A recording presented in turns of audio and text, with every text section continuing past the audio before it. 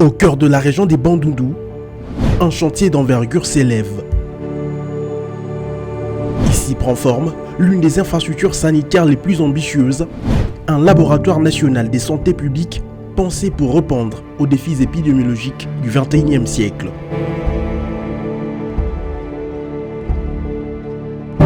Porté par le ministère de la Santé, avec l'appui de l'IGPDCS en tant que maître d'ouvrage, ces projets s'inscrivent dans la dynamique de renforcement des systèmes de surveillance de maladies en Afrique centrale. Ce matin, le site reçoit une visite inattendue. Le chef des divisions provinciales de la santé arrive en compagnie du médecin-chef des zones de Bandundu. Objectif, apprécier l'état d'avancement de travaux. Sur les chantiers, les matériaux s'écloisonnent, on soude, on concasse et on aplanit la surface.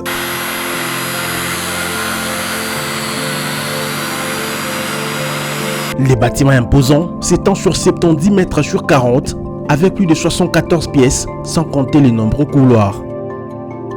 À son arrivée, le chef des divisions provinciales de la santé est accueilli par le directeur général de l'entreprise Etrapsipi International. La visite débute par la partie administrative. 9 bureaux, une salle de réunion, un dépôt, un restaurant et des installations sanitaires destinées au personnel.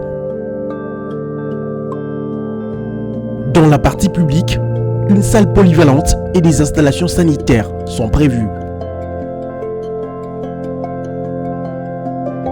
À l'extérieur, une cour aménagée pour la circulation des véhicules contourne l'ensemble du bâtiment. Tout a été calculé pour garantir une mobilité optimale dans l'enclos.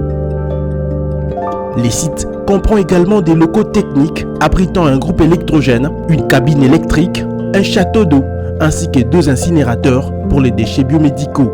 Un système de traitement des eaux usées installé dans la cave permet de rejeter des eaux entièrement traitées sans risque pour l'environnement.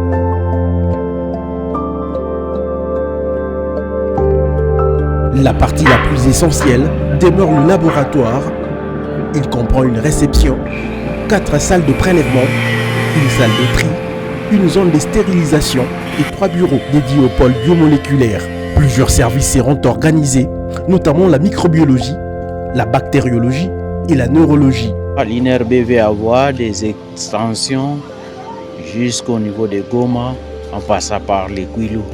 Et à Bandundu ici, nous avons ces grands bâtiments que vous voyez qui a poussé il y a quelques temps et qui tend vers la fin des travaux. C'est un laboratoire régional qui va prendre Maïndombe, dont les échantillons viendront de Maïndombe, des provinces voisines et des zones de santé de toute la province. Grâce à ces laboratoires de pointe, les échantillons pourront être analysés en 5 secondes. Une rapidité qui permettra aux équipes sanitaires de stopper efficacement la propagation des maladies et d'apporter des réponses immédiates aux besoins des populations.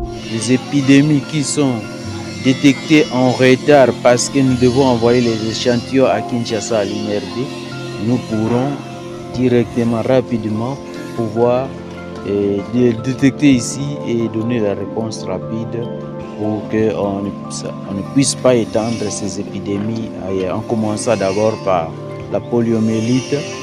Et donc, nous pourrons, avec notre virologie qui sera installée ici, nous détecter aussi le cas de poliomyélite. Mais le diagnostic biologique de la rougeole sera donné sur place, que ce soit la rougeole, que ce soit la variole, s'il y en a, et comme actuellement avec les Mpox, nous pourrons donner, mais aussi les maladies courantes, que la fièvre jaune, le diagnostic sera donné ici. Les complexes peuvent générer jusqu'à 100 emplois avec une expertise comprenant au moins 64 biologistes. Quand les structures notifient les cas, ils détectent les cas, ils vont nous notifier, on va investiguer et il y aura un moment où, après l'investigation, le prélèvement s'est fait, nous envoyons les échantillons au niveau du laboratoire. Le laboratoire va nous communiquer maintenant les résultats de ce qui se passe. Si c'est la maladie qui est soupçonnée, effectivement c'est ça. Et pour arrêter avec la contamination des ménages à ménage, de personne en personne, nous devons assurer la riposte circonscrite. Mais ici, la différence avec ça, c'est la rapidité dans l'obtention des résultats de l'examen. Les laboratoires disposent également de 2 chambres froides, un logement pour la garde, une salle de repos, une cuisine et des installations sanitaires. Dans le cas de la couverture santé universelle, les chefs de l'État veulent que les gens de Kinshasa aient les mêmes soins que les gens de Bandundu, les gens du Kasaï, les gens de Goma. Et donc on veut couvrir tous les besoins de la population, nous les couvrons et nous remercions le gouvernement congolais pour avoir sollicité de la banque ces grands appuis et d'avoir concrétisé dans la province du Fouillou. À ces jours, le taux d'exécution des travaux est estimé à 47%, mais les impacts positifs de cette future infrastructure se font déjà sentir. Bon, actuellement, nous sommes à l'étape de la pose de la charpente métallique et la couverture en tôle. Ce sont les travaux qui sont en train de se faire pour l'instant. Et ainsi que les corrections et des enduits pour les revêtements des murs, murales. Ce sont les travaux qui sont en train de se faire pour l'instant. Financés par la Banque mondiale, ces projets annoncent une nouvelle ère pour la santé publique en Afrique centrale. Il s'inscrit dans la droite ligne de la couverture santé universelle prônée par le chef de l'État. La mise en œuvre se poursuit sous la coordination de la Direction générale de l'Institut national de recherche biomédicale. Le contrôle des travaux est assuré par les groupements 7 Tunisie et les bureaux d'études Espace Tropical. Une équipe chargée de la gestion de l'environnement ainsi qu'un comité de gestion de plaintes accompagne également les processus.